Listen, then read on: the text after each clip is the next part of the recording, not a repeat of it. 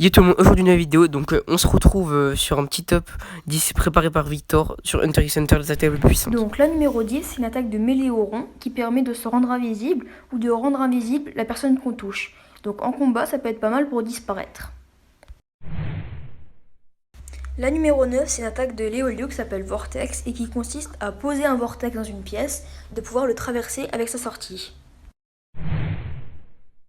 La numéro 8, c'est une attaque de Charnal qui s'appelle Black Voice et qui du coup consiste à lancer une aiguille sur quelqu'un et à pouvoir le contrôler grâce à un téléphone qu'il a dans la main. La numéro 7, c'est une attaque qui s'appelle Countdown qui est de Boomer. C'est une attaque qui permet de poser une bombe sur quelqu'un en le touchant. Et du coup, ça peut être pratique en combat rapproché, mais en combat de loin, ça peut être très dur pour toucher l'ennemi. Ensuite, pour la stopper, il faut dire « j'ai attrapé Boomer ». Ensuite, la numéro 6, c'est Chain Jail, qui vient de Kurapika.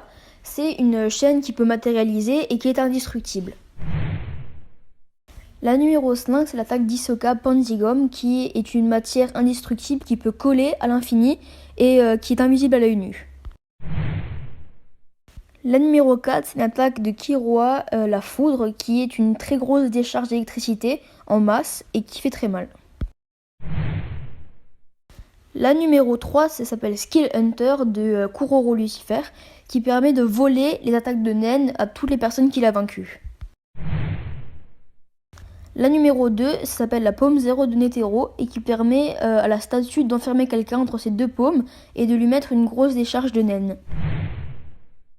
Enfin la dernière, c'est la pierre de Gon qui permet d'envoyer une grosse boule de Nen très puissante dans son ennemi. Donc j'espère que ce top vous a plu. Le prochain, ça sera sur Dragon Ball. Donc sur ce, ciao. On se retrouve pour la prochaine vidéo.